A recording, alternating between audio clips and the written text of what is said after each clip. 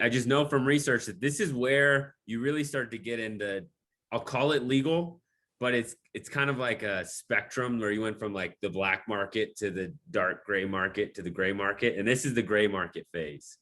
Sure. You talk to me what's going on in Colorado and how did you even get involved in that?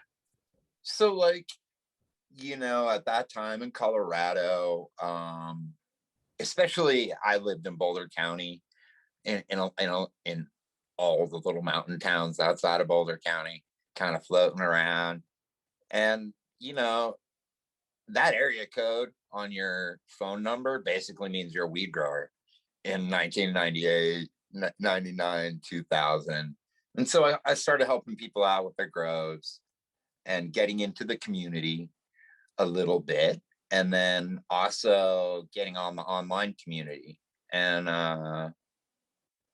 the more seasoned growers know when they're talking to somebody that knows about growing cannabis, and especially that's ever done it in any kind of scale, that's run numbers or seen weight or whatever. When you talk to someone who's not full of shit. And that I fell into some little private board groups and behind the scenes, and people started sending me clones that were pretty held, and I started trading clones and just being involved in that online community. And I've made some of the best friends of my life through those boards that I still do business with today in the legal market. It's kind of cool. A couple of us transferred through and have remained pretty relevant. Was this legal? Like, were you worried Oh, about no. where you came, like going back to No, this? this is like early medical or even before. I think medical passed in 2002 in Colorado. So around that timeline, probably before I ever posted a picture on an online forum, definitely would have been legal medical at least. And that was terrifying for me, man, to even go on there first and read it. I was like, for sure, the cops were going to be like, okay, we got one. This is one of the real ones. Because at that point, man, me getting pulled over for a speeding ticket involved guns and my car getting torn apart. And when I was still that close to my charge, every law enforcement interaction was extremely negative. For example, in 98, I was in a party in Lakewood. They were smoking weed. I was not. And somebody called the cops. The cops come ask everybody for their ID. They run them. They immediately separate me from the group. Now there are 3 cops with me in the bedroom, and they got everybody else trying to get them to say that I was the one that brought pot there. So whatever. I was terrified to do any of those things, but kind of tiptoed in and was immediately accepted. I'd never gotten to show anybody weed that I grew or talked about it with another grower before then. It was crazy. Well, Bill, just talk to me about the mindset here. Like, what even compelled you to mess around with this gray area of legalization after everything you had already gone through? Like, what was it that drew you into that risk? I couldn't not do it, man. To be honest, as young as I was coming into cannabis, the ability to go into an office and I perform high and it not be just a soul crushing experience for me is a huge challenge. And so I attempted to work in the mortgage industry off and on for years, and I was highly successful, but like I'd make a little bit of money and then not want to work and go then like want to travel and see shows and like be like a weed grower. And because it was a lifestyle of freedom that drove me into this, and then I got addicted to growing plants, and it definitely was, oh, there's a freedom thing there that was most attractive to me, which it's really not. You're tied to plants, right? It's a different kind of freedom. Make your own rules and stuff, but you definitely have a job every day of the year. But yeah, really hard to report to somebody that I may or may not feel that it is my intellectual equal who might or might not understand me. so I couldn't not do it. And it was funny because in my previous marriage, the day I got married, I said to one of the people in the wedding party, I was like, man, she's never gonna let me grow weed. And he looked at me and he was like, this is a bad idea. Like at my wedding. Like at the reception, I realized, holy shit, I'm not gonna get to grow weed again. And we were in fact divorced in 11 months. And I was fully growing weed full time from that minute on. Like even the idea that I could never do it again probably was like the spear in that one. Yeah, that got you. That got you. That mindset. It did. I was like, oh no, that would be terrible. All right. Yeah, then I started diving in. Okay, so let's talk about how you've honed your craft now.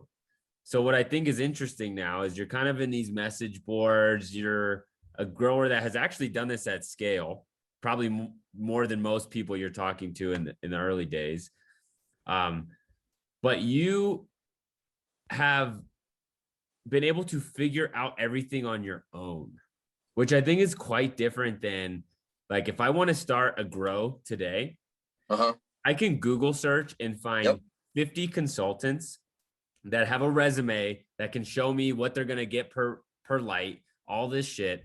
And, I can fork over way too much money and be set. I don't think that was possible for you. So how the hell, like, how do you figure it out?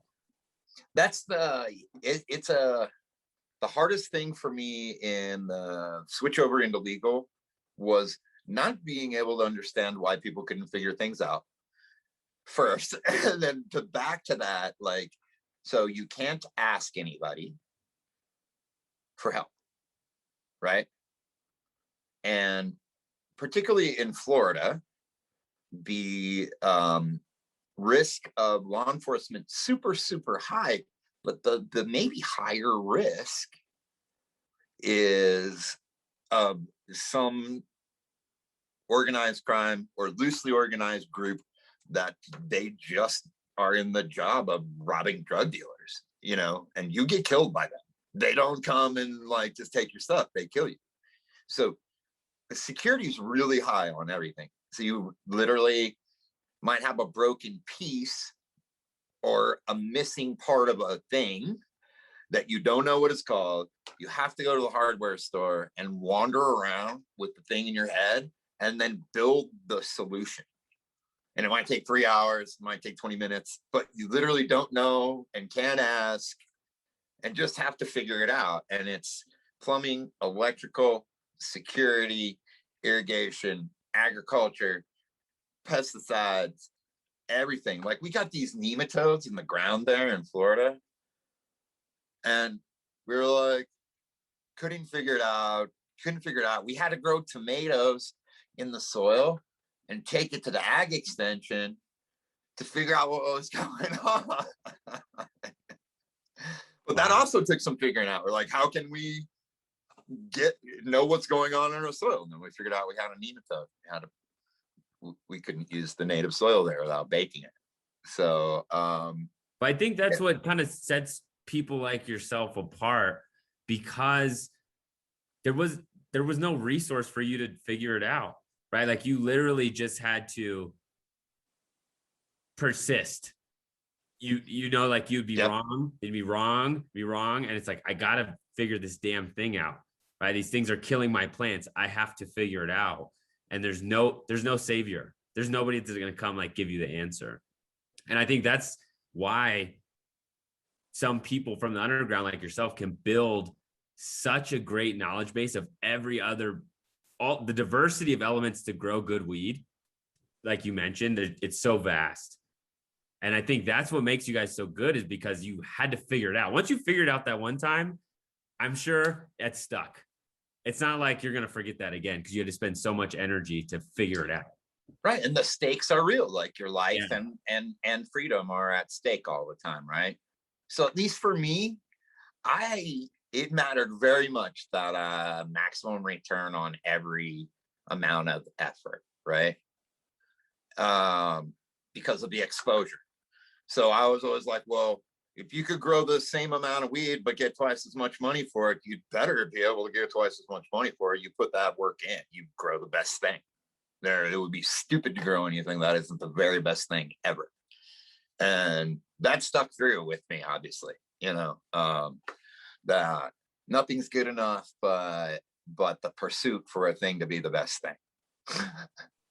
Okay, so I have a question from the audience here. It's actually multiple questions. So I'm going to pick apart one of them. They Okay. asked, what are the best clones in Colorado? Which I think is too vast for you to answer. What I do want to answer is, how did you find the best quality in Colorado? Let's just say in that 2002 to 2012 time. Where'd you get it? So I was in a back room on a message board that there was a group of guys all over the country / world openly trading the most elite cuts on the planet at that time. Colorado, there might have been a couple, maybe one or two other people with an OG plant here. There might have been. Chem has been here.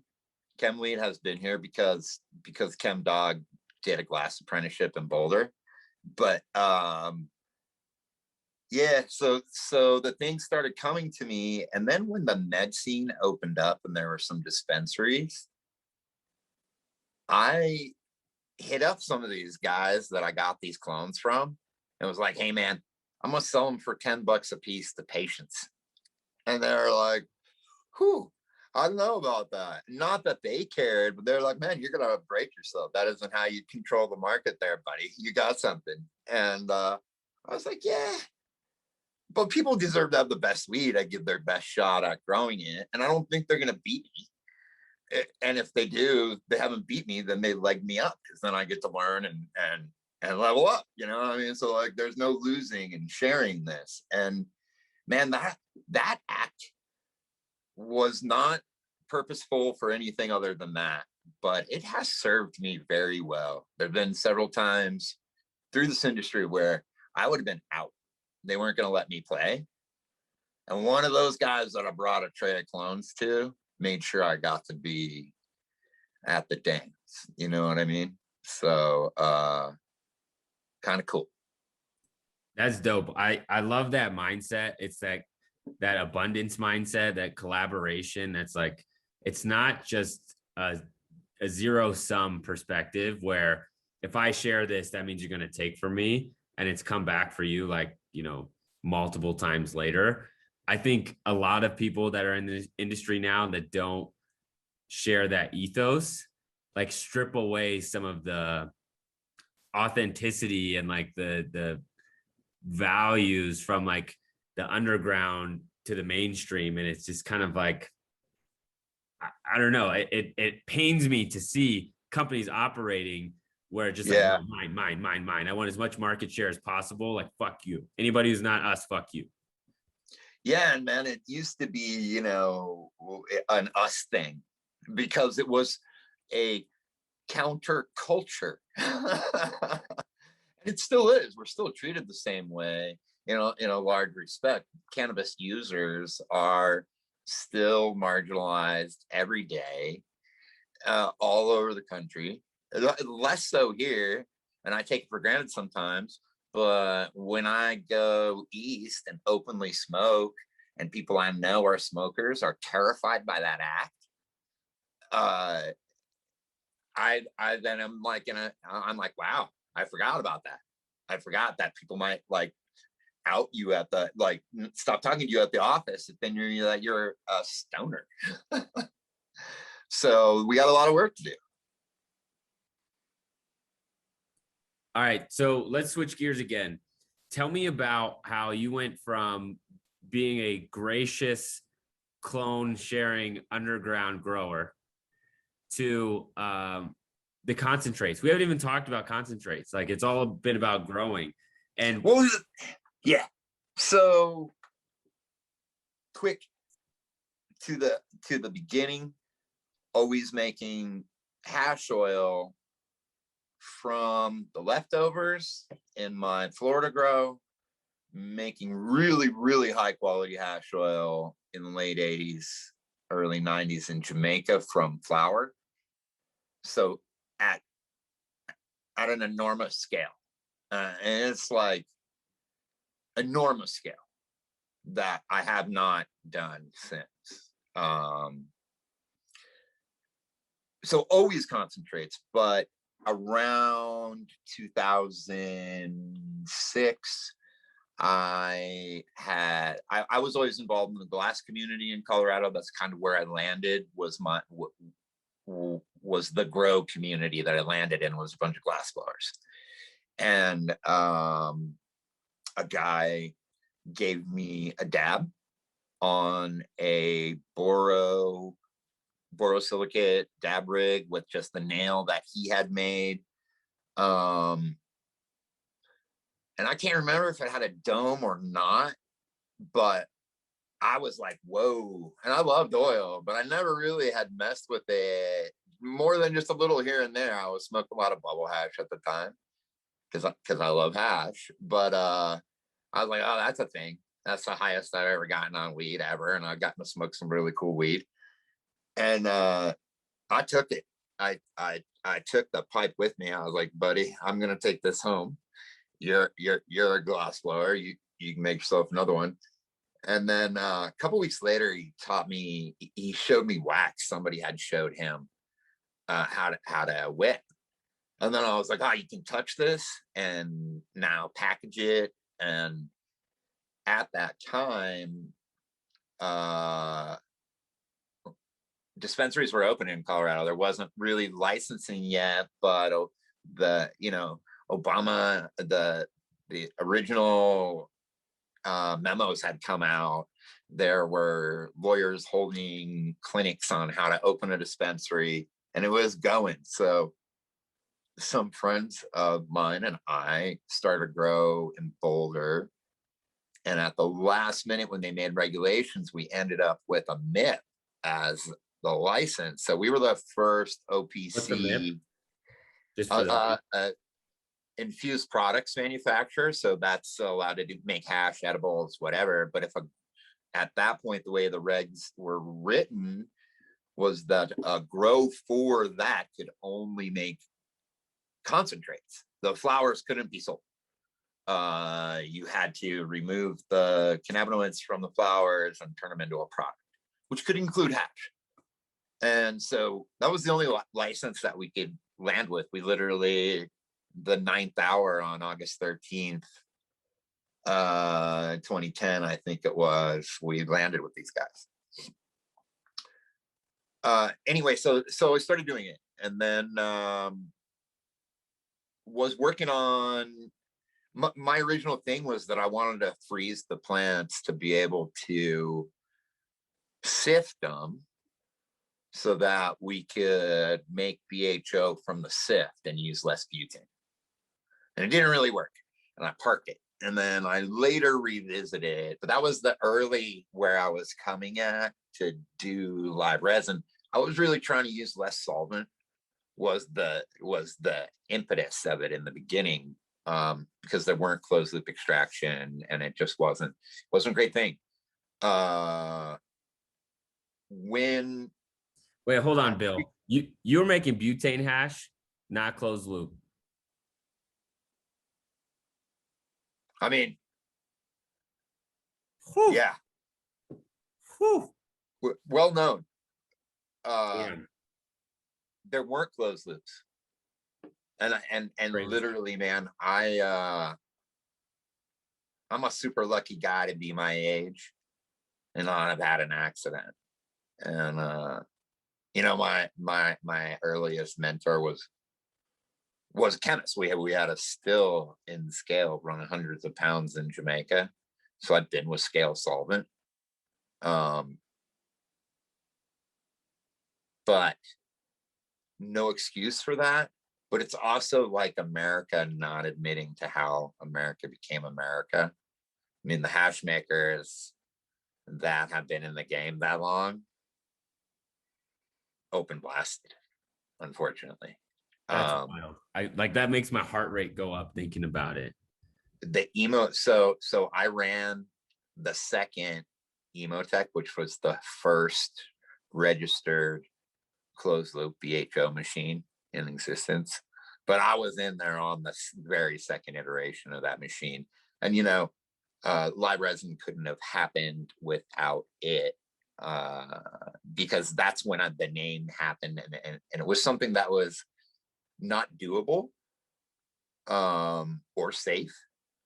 But I was sitting there looking at that machine, talking to Giddy Up, the founder of Emotech. And I was like, hey man, can I freeze this thing? I saw that it had a temperature rating on it. And he was like, I don't know why you would. And I explained the whole thing to him. And we talked the owner of a cut above into giving us some trim that he actually had frozen and he had slated to give to Nicotine. And we blasted it. And that was the first time. Didn't really work out that time. The first time it really worked was that, you know, the first runs for TR. Yeah, scientific, you know. But from the second that worked, we dropped the first batch, the very first run of live resin that came out, which was literally the second time I did it in a closed loop. We entered into the secret cup and won Connoisseur's Choice. And that was also the first time I had ever lost a garden in my life, man. It literally, live resin took my life over. My plants died. What do you mean? What do you mean? So you just started focusing purely on? I just had so much going on immediately from like that second. And, you know, working as a consultant in the industry, not having a badge, having an agreement with ownership that they could revoke at any second because I didn't have a badge. So I literally started working like this 50-hour workday thing that I was pretty famous for in the early days of just like working until I couldn't. And then I would go to the hotel at the end of the street, shower, sleep, and go right back to the lab. But I wouldn't even get 3 blocks away, man. They were paying me well, and it was legal tax money. And I couldn't believe that they're letting me do it. So I couldn't stop. You know, I just literally couldn't stop. And throughout this whole thing, when it gets tough in the lab or in the garden, man, I just am like, holy shit, they're letting us do this. And then I get a big smile and back to light step and going after it, you know. But it's not legal. They're only letting us do it. And they're more really right now letting their buddies get rich on it. But we'll get there. It's step by step by step, you know. So